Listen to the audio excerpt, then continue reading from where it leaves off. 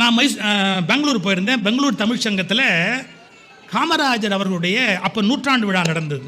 பெருந்தலைவர் காமராஜருடைய விழா. மத்தூர் கிருஷ்ணமூர்த்தி அப்படின்னு ஒரு பெரியவர் பேசினார். அந்த மத்தூர் கிருஷ்ணமூர்த்தி அப்போ யாருன்னு கேட்டிங்கன்னா பெங்களூர் பாரதிய வித்யா பவனுடைய தலைவர். அவர் யாருக்கும் தெரியாத ஒரு செய்தி, பெருந்தலைவர் காமராஜரை பற்றி ஒரு செய்தி சொன்னார். அவர் என்ன சொன்னார் தெரியுங்களா?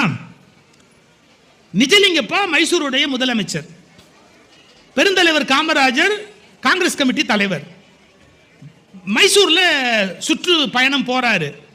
கார் பின் சீட்ல நிஜலிங்கப்பாவும் பெருந்தலைவர் காமராஜரும் உட்கார்ந்துருக்காங்க. முன் சீட்ல இந்த மத்தூர் கிருஷ்ணமூர்த்தி உட்கார்ந்துருக்கிறார். டிரான்ஸ்லேட் பண்றதுக்காக, கன்னடத்துலேயும் தமிழ் டு கன்னடம் டிரான்ஸ்லேட் பண்றதுக்காக உட்கார்ந்துருக்கிறார். இந்த கார் போயிட்டே இருக்கும்போது ஒரு பெரிய ஏரியை பார்த்த உடனே காமராஜர் கேட்டாராம் நிஜலிங்கப்பாட்ட, இந்த ஏரி பேர் என்ன? நிஜலிங்கப்பா சொன்னாராம், தெரியாது. இப்படி ஒரு பார்வை பார்த்தாரு. இந்த ஏரியோட கொள்ளளவு எம்புட்டு? தெரியாது.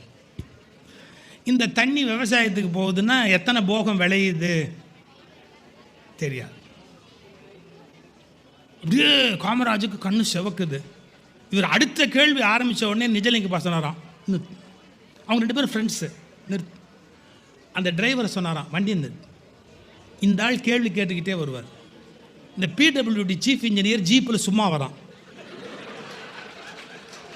அவனை வந்து இங்கே உட்கார சொல்லு. இந்த ஆள் என்ன வேணா கேட்கட்டும், நான் ஜீப்பில் தொங்கிக்கிட்டே வரேன்.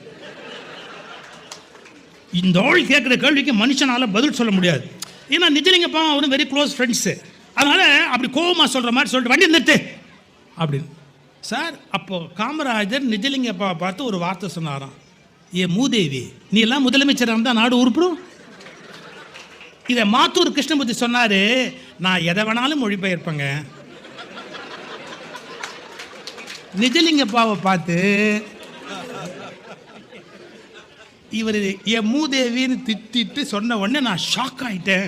அப்படி நின்ன உடனே நிஜலிங்கப்பா என் தோலை தட்டி அந்த ஒரு வார்த்தையை விட்டுட்டு பாக்கியை டிரான்ஸ்லேட் பண்ணுன்னா, அந்த ஒரு வார்த்தையை விட்டுட்டு நீ டிரான்ஸ்லேட் பண்ணு. நான் இப்போ எதுக்கு சொல்ல வந்தேன், இவ்வளவு பெரிய ஏரின உடனே இது மக்களுக்கு எப்படி பயன்படும், தண்ணி கொள்ளளவு என்ன, விவசாயத்துக்கு போகுமா, கவலைப்படுறா பார்த்தீங்களா? இந்த மனிதன் இறந்த பிறகும் இவனை இந்த உலகம் மறக்க முடியவில்லை. சிலையாக வைத்து 150 நாளும் பிறந்த நாளை கொண்டாடலாமான்னு யோசிக்குதுன்னு சொன்னா என்ன காரணம்? ஊருக்கென்று வாழ்ந்த நெஞ்சம் சிலைகளாகலாம்.